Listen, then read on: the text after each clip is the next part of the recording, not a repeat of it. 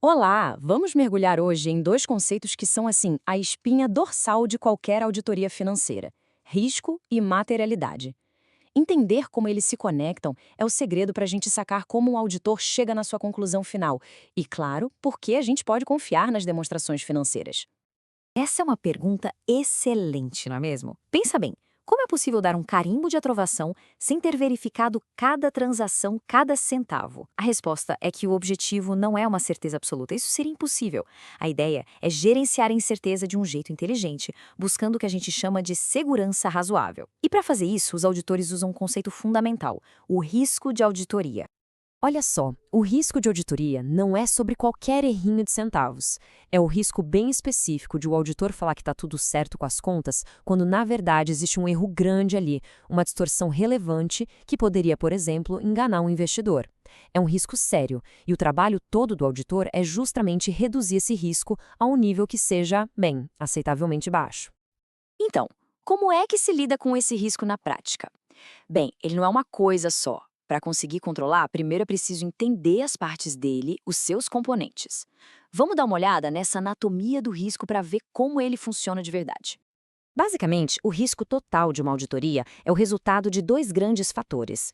De um lado, a gente tem o risco de distorção relevante, que é um risco que já existe na empresa, sabe? Antes mesmo do auditor pisar lá. E do outro lado, tem o risco de detecção, que aí sim é o risco relacionado ao trabalho do próprio auditor, não conseguir achar esses problemas. Pensa nisso como o risco que a empresa já traz na bagagem.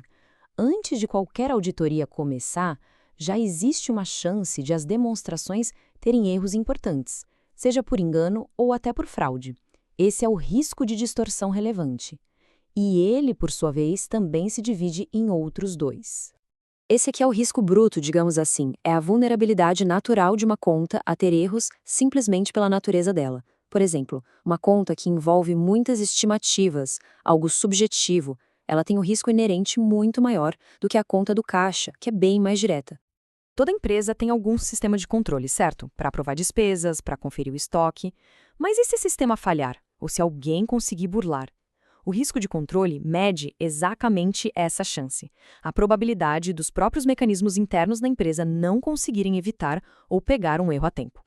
E agora sim, a gente chega na parte da equação que está na mão do auditor.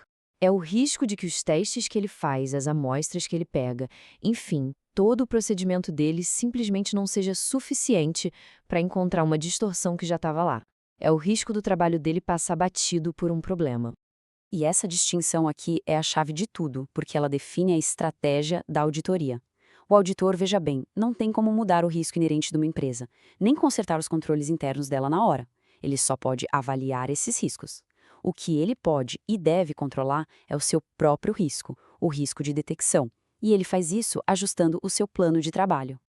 E aqui a gente vê a dança desses riscos, é uma relação inversa, uma balança.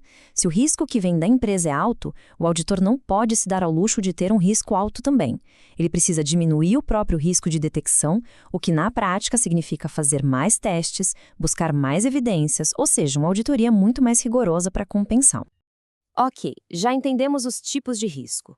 Mas um auditor não pode investigar cada transação.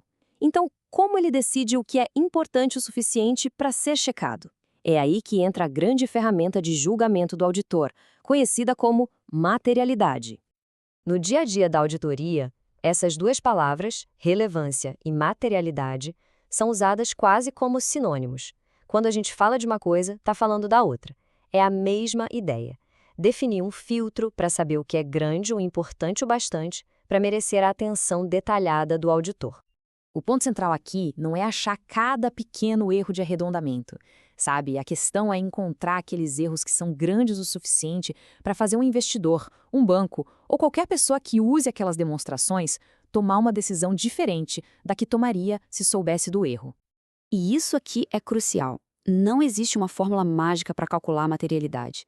É um ato de julgamento profissional. Um erro de, sei lá, R$ 1 milhão pode ser totalmente irrelevante para uma empresa gigantesca, mas pode quebrar uma empresa pequena. O contexto é tudo. Para colocar isso em prática, os auditores trabalham com dois níveis.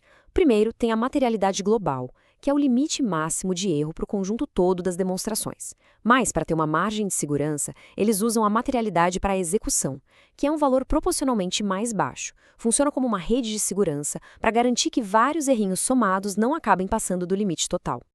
Agora que a gente já entendeu o que é risco e o que é materialidade, vamos para a parte mais legal. Ver como eles conversam, como eles interagem. É um verdadeiro ato de equilíbrio que define toda a estratégia da auditoria. Olha só, outra relação inversa importante. Pensa bem, se um auditor decide que ele quer correr um risco muito baixo de dar uma opinião errada, ele precisa ser mais rigoroso, certo? E ser mais rigoroso significa o quê? Significa definir um nível de materialidade menor para ele poder investigar até os erros menores. Faz todo sentido, né? E vale lembrar que nem sempre a materialidade é só sobre dinheiro. Principalmente quando a gente fala de auditorias no setor público, ela pode ser qualitativa. Imagina um pequeno desvio de verba num programa social muito importante. O valor em reais pode ser baixo, mas o impacto político, a quebra de confiança, isso torna um assunto extremamente material.